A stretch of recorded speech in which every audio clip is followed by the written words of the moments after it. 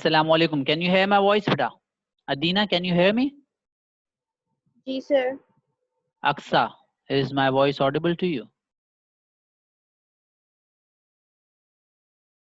Aksa, can you hear my voice?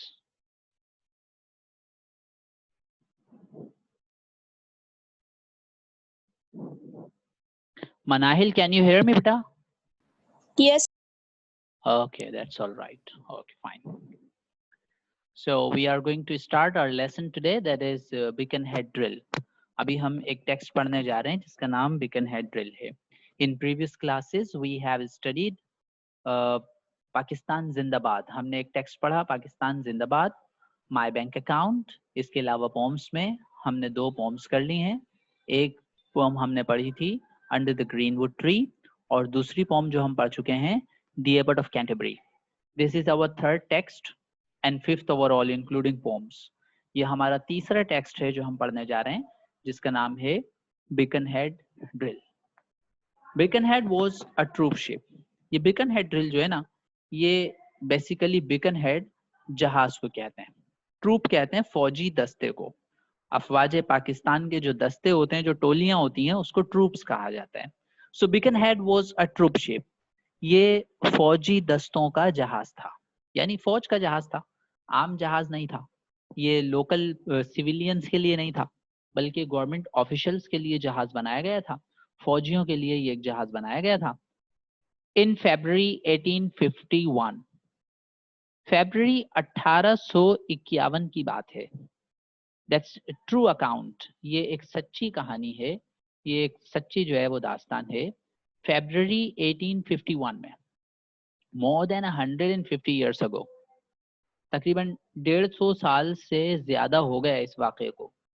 It was carrying soldiers and their families to South Africa. ये जहाज अफवाज को, फौजियों को और उनके घर वालों को साउथ अफ्रीका लेकर जा रहा था. There were 630 people on the ship. 630 लोग उस कश्ती पर शामिल थे. Of these 170 were women and children. और 630 में से 170 खवातीन और बच्चे थे. अब आप अंदाजा लगा लें, एक जहाज जिसमें 630 अफराद की गुंजाइश है, तो वो कोई छोटा जहाज तो नहीं होगा. यकीनन हमारे घरों से बहुत बड़ा जहाज होगा जिसमें 630 अफराद आसानी से आ जाएं. और 630 सारे सोल्जर्स नहीं है, 170 खवातीन और बच्चे भी शामिल हैं. The soldiers were mostly young. जो सोल्जर्स थे वो सारे नौजवान मेरी तरह, और मतलब मोस्टली यंग थे, सारे नौजवान सोल्जर्स थे. इनएक्सपीरियंस्ड मैन, ना तजर्बेकार आदमी थे. Most of whom had joined the army only recently. ज्यादातर ऐसे थे जिन्होंने आर्मी को हाल ही में ज्वाइन किया था. मतलब अभी थोड़े ही दिन हुए थे उन्हें सोल्जर बने हुए. वो आर्मी में ज्वाइन हुए थे. उन्होंने कहा चलो अब क्या करते हैं, वो कुछ नहीं है तो फैमिलीज को ले चलते हैं, घुमा फिरा के ले आते हैं, घूम लेते हैं, थोड़ा पानी के जहाज में चक्कर लगा लेते हैं. The officers were few. For the most part they too were young and inexperienced.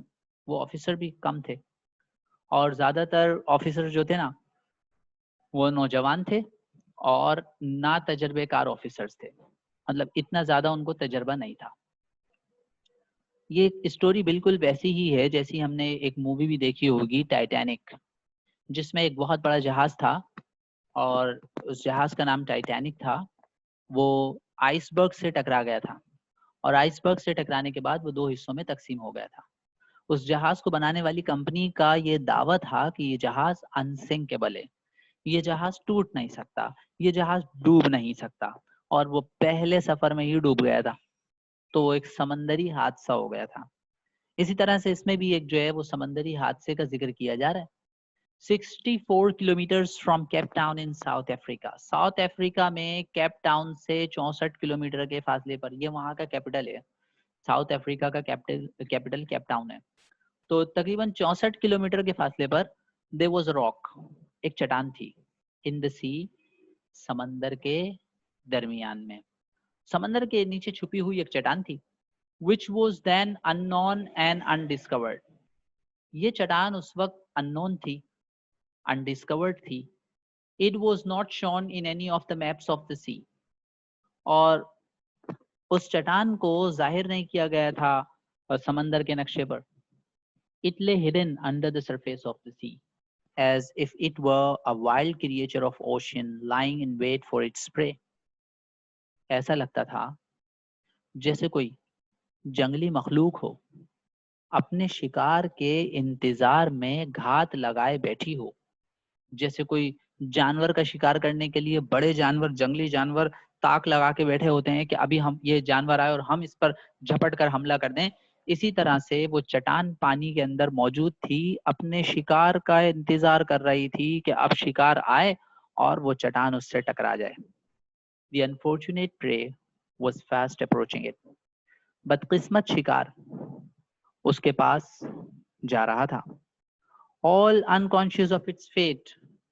किसी को नहीं पता था कि क्या होने वाला है, किस्मत में क्या लिखा है, किसी को नहीं पता था.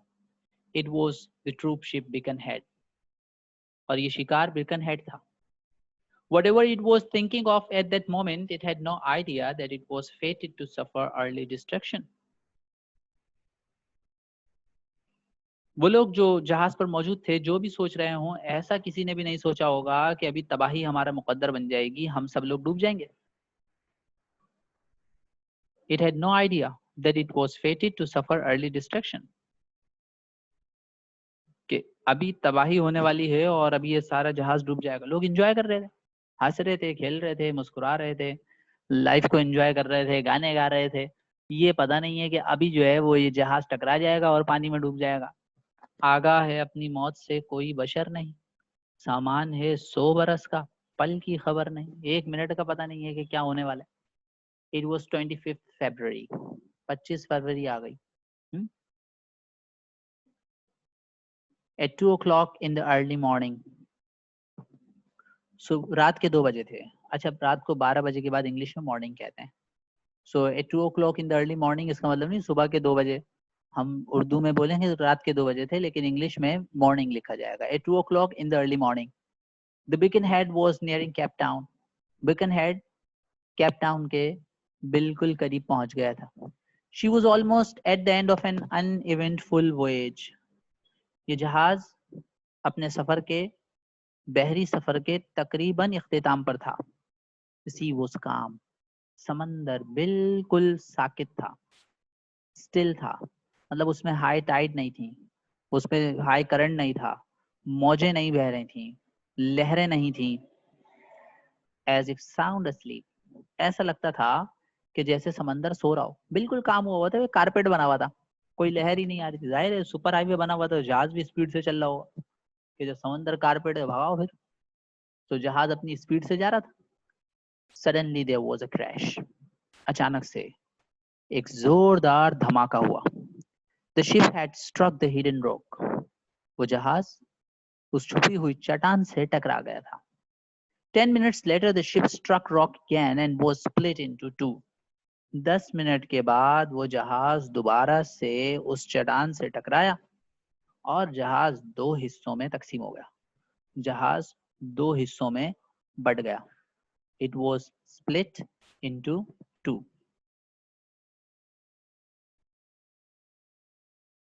Meanwhile, the people on the ship were awakened from peaceful sleep by the shock. अब इस वक्त तक 10 मिनट का टाइम मिल गया था, लोग सब नींद से बेदार हो गए थे. इतना जोरदार झटका लगा था, सब हिल गए थे. अचानक आंखें खुल गई थी, क्या होगा क्या होगा, भाई खैरियत तो है. सब परेशान थे. They came out from the cabins and tried to make their way to the deck. अब ये लोग अपने अपने केबिन से बाहर आ गए, अपने अपने कमरों से, अपने अपने हुजरों से बाहर आए और डेक की तरफ जाने लगे. डेक वो जगह होती है जहां पर जो है वो कंस्ट्रक्शन नहीं हुई भी होती, मतलब आसमान खुला नजर आ रहा होता है वहां पे. जहाज में समझ लें जहां पर जो है वो टाइटैनिक में 2-3 गाने वाने गाए थे उन्होंने हाथ यूं खोल के. So that was deck. उस जगह को जो है वो डेक कहा जाता है. सो ये लोग डेक की तरफ आना चाह रहे थे कि देखें मामला क्या है. They crawled among the wrecked pieces of the unfortunate ship and at last reached the deck. वो लोग रेंगने लगे उन टुकड़ों पर कश्ती के टूटे हुए टुकड़े उन्हें जगह जगह नजर आते थे। आहिस्ता आहिस्ता चलते हुए रेंगते हुए वो बिल आखिर डेक पर पहुंच गए। Very few knew what had happened. बहुत कम लोगों को पता था कि हुआ क्या है। But they all knew that it was something terrible. लेकिन ये तो सबको पता था कि जो भी हुआ है ना, बहुत खतरनाक हुआ है। When the ship split into two, the front half soon sank into the waters and disappeared. कहते हैं जब ये जहाज दो हिस्सों में तकसीम हुआ था ना, तो जहाज का अगला हिस्सा फौरन ही पानी में डूब गया और नजरों से गायब हो गया। But fortunately, all the people on the ship managed to reach the remaining half of the split ship. लेकिन खुशकिस्मती, सारे के सारे लोग उस हिस्से पर पहुंचने में कामयाब हो गए थे जो अभी भी पानी की सतह पर मौजूद था, which was still floating on the water. They had a narrow escape from a watery grave. ये लोग बाल बाल बच गए थे। Whatever awaited them in the immediate future, for the time being, they were safe. अब क्या होने वाला था, आगे क्या मामला इनके साथ होने वाला था, किसी को नहीं पता। But for the time being, they were safe. फिलहाल फिल वक्त ये लोग बच गए थे, इनकी जान बच गई थी। पानी की कबर से बाल बाल बचे थे, लेकिन कब तक उस टूटे हुए टुकड़े पे खड़े रहेंगे। जहाज पूरा मौजूद होता तो 630 अफराद का वजन बर्दाश्त कर लेता, लेकिन अब जहाज आधा हो चुका था, आधा हिस्सा तो डूब ही गया था और अब आधे हिस्से पर 630 अफराद मौजूद हैं। इसका मतलब कि ओवरलोडेड है, कभी भी डूब सकता है। When the ship struck against the rock, जब ये जहाज ये टकराया था तो most of the lifeboats were damaged. ज्यादातर लाइफ बोट्स जो है ना वो डैमेज हो गई थी। Only 3 lifeboats were in a useful condition. सिर्फ 3 लाइफ बोट्स ऐसी थी जिनको इस्तेमाल में लाया जा सकता था। जब मुसीबत आती है सब तरफ से आती है और फिर इंसान बड़ी मुश्किल में फंस जाता है। तो ऐसा ही इन बिकन हेड के साथ हुआ है। सोल्जर्स हैं, नौजवान हैं, यंग हैं अभी और तजर्बा भी इतना नहीं है, और उसके अलावा जो है वो लो जी जहाज टूट गया, न सिर्फ टूट गया, वो जो लाइफ बोट्स थी, जो जिंदगी बचाने वाली कश्तियां थी, वो भी डैमेज हो गई हैं। सिर्फ 3 जो है वो कश्तियां काबिले इस्तेमाल हैं। Only 3 life boats were in a useful condition. सिर्फ 3 लाइफ बोट्स ऐसी हैं जिनको इस्तेमाल किया जा सकता है। 630 people to be saved. 630 लोगों को बचाना है। As against that, there were only 3 lifeboats. और 630 लोगों को बचाने के लिए सिर्फ 3 lifeboats हैं। Each of which could carry only 60 passengers. Her lifeboats पे 60 मुसाफिर सवार हो सकते हैं। Only 180 would find room in these 3 boats. सिर्फ 180 अफराद ऐसे होंगे जो जगह बनाने में कामयाब हो जाएंगे। The wrecked ship could not last much longer. अब वो टूटा हुआ जहाज मजीद जो है वो नहीं चल सकता था। The wrecked ship could not last much longer. Any passenger who could not find a place in one of the lifeboats faced certain death. हर वो शख्स, हर वो मुसाफिर जिसको लाइफ बोट्स में जगह ना मिले, तो फिर ऊपर ही जगह मिलेगी अब उसको। हाँ, फिर उसके लिए तो मुसीबत हो जाएगी, उसकी जिंदगी जो है वो समझ लो तकरीबन खत्म। यकीनन मौत, death by drowning and worse, या तो वो डूब कर मर जाएगा या फिर उससे भी खतरनाक मौत। For the seas round were alive with sharks, whose cruel, frightful jaws awaited the unfortunate ones who fell into the waves. क्योंकि जहां पर वो जहाज खराब हुआ था ना, जहाज टूट गया था, आस पास पानी में बहुत सारी शार्क मछलियां थीं। उनके जालिम जबड़े, खौफनाक जबड़े इंतजार कर रहे थे कब ये बदकिस्मत लोग पानी में गिरें और हम इन्हें अपनी खुराक बना लें। बहुत सारी जमा हो गई थी, ओ जी पूरी बारात आई हुई है, 1 हफ्ते का राशन जमा होगा उनका। इतने सारे लोग, आओ आओ, वो तो इंतजार कर रही हूँ। और जब बंदा गिरा, या तो वो डूब के मरेगा, या फिर इससे भी ज्यादा खतरनाक मौत कि उसको वो मछलियां खा जाएंगी। The cruel enemy was to be seen wherever the eye was turned. जालिम दुश्मन देखा जा सकता था, जहां कहीं भी नजर जाती थी मौत ही मौत मंडलाती थी। There was very little chance of anyone who found himself in these dangerous waters. बहुत ही कम मौका था बचने का, जिंदगी बचाने का। उन लोगों के लिए जो इस वक्त परेशानी में थे, जो मुसीबत में थे, जो बिकन हेड पे थे, बहुत कम चांस नजर आता था। बज़ाहिर तो कोई उम्मीद नजर नहीं आती, क्योंकि कश्तियां भी टूट गई हैं, सिर्फ 3 बची हैं, शार्क मछलियां भी हैं। सो दे वर इन टेरिबल कंडीशन। बहुत ही बुरे हालात उस वक्त बिकन हेड पर थे। 630 people on the wrecked ship and room in the lifeboats for only 180. अब आप अंदाजा लगाएं, 630 लोग, 180 बच सकते हैं, 180 की जान बच सकती है। One would have expected a panic, for life is sweet. ऐसे सिचुएशन में भगदड़ मच सकती है, क्योंकि जिंदगी तो प्यारी है ना, सब जान बचाना चाहते हैं। अगर अल्लाह ना करे हम उस बिकन हेड पर होते उस वक्त, इमेजिन कर लें कि हम बिकन हेड पर हैं, तो आप अपनी जान बचाना चाहते, आपकी ख्वाहिश होती कि आप लाइफ बोट्स में बैठ जाएं। अदीना बताएंगी बेटा, आप लाइफ बोट्स में बैठना चाहती? जी sir. Aqsa?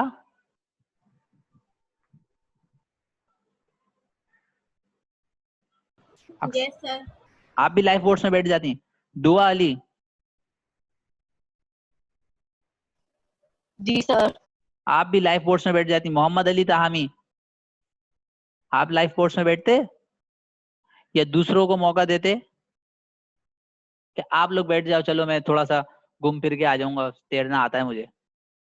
Mohammad Ali Tahami, can you hear me?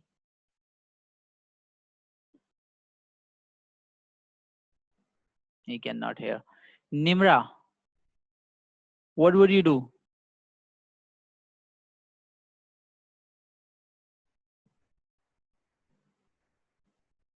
Nimra, can you hear my voice? Hello?